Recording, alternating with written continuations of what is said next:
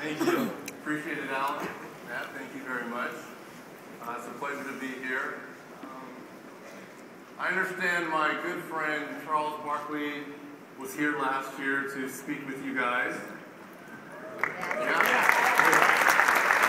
I mean, talk about reinventing yourself. I mean, less than a year ago, Charles weighed 350 pounds.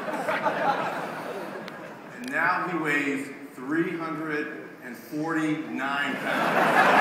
Talk about reinventing yourself.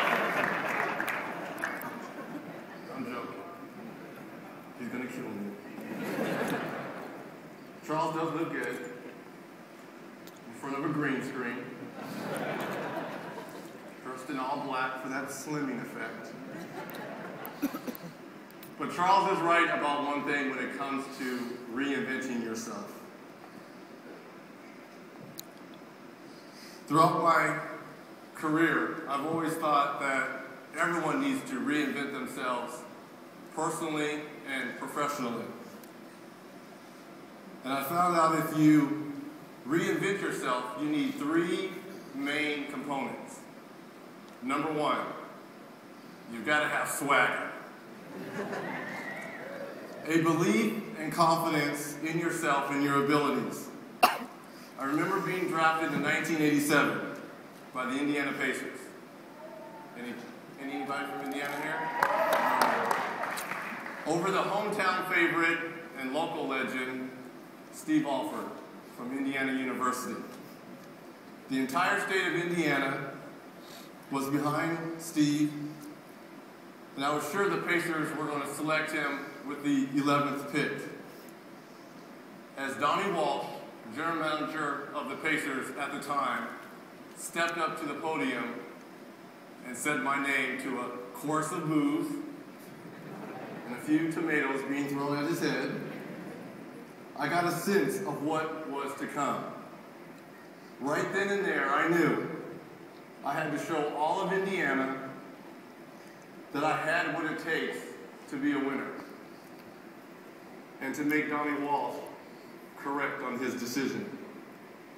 I knew I had to be overly confident, believe in myself, and make people notice me and my talent, which stayed in Indiana for 18 years. For those of you who don't get the Miami South Beach talents, never mind. One person got it, way in the back. Thank you. So now after over 24,000 points and over 2,500 three-pointers made,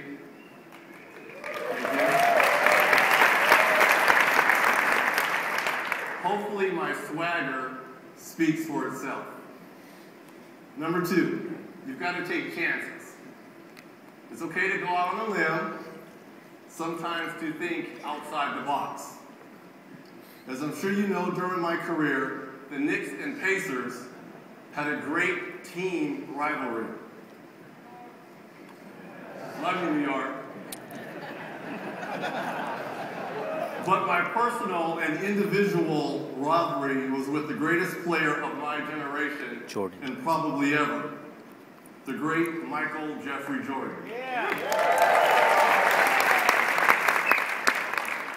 Being in the same division as him and the Bulls, I know we would have to take chances against them if we were going to be successful. I knew I wasn't as physically gifted as Michael, so I had to think outside the box to come up with something different to make the playing field somewhat even. One thing I knew I had in my advantage was I believed I could run all day, like a deer, like a gazelle. You can't catch what you cannot hold on to. And the reason why I did that was to try to make him work at the defensive end, to try to tire him out. So instead of him getting 40-plus points, if we could lower that to 25-30, I felt that gave us, the Pacers, a shot to win. So did it work? No. But you have to take chances, right?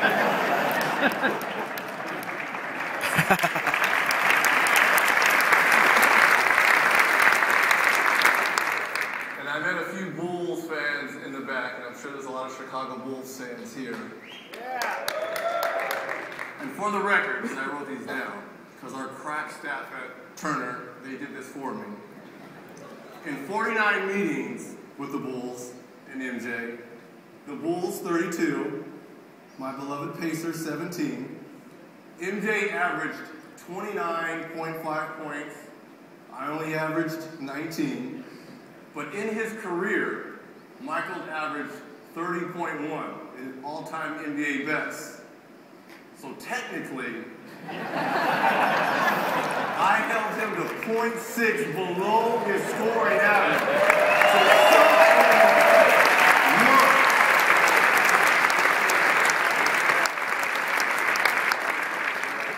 So swagger, taking chances, and number 3, you've got to challenge yourself. Risk and reward. So many people come up to me and ask me about the 8 points in 9 seconds versus the Knicks, sorry New York, in 1995. They asked, when you were down by 6 and the inbounds came in and you knocked down the 3 to cut the lead in half, and then you stole the basketball, why didn't you just go in for a layup and you guys would have only been down by 1? First, I look at them like they're an idiot.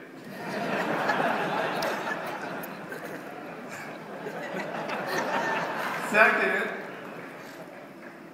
I say, why be down 1 when you have a shot to tie this bad boy up?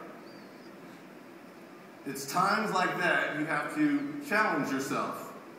I felt the risk was worth the reward. If I make the 3, which I did, the score's all tied up, and it's a brand new ball game. So I'm sure you're asking yourself, how in the world do I relate to a retired NBA player reinventing himself on the basketball court? But the truth is, we can all use these principles in our everyday lives. We all need to have a swagger. Prove you have what it takes to be successful. Make people, or more importantly, your bosses, notice you and make them realize how important you are to the team. Show off that confidence. We all need to take chances. I know that at times we found ourselves a little too comfortable in a certain role or a position at work.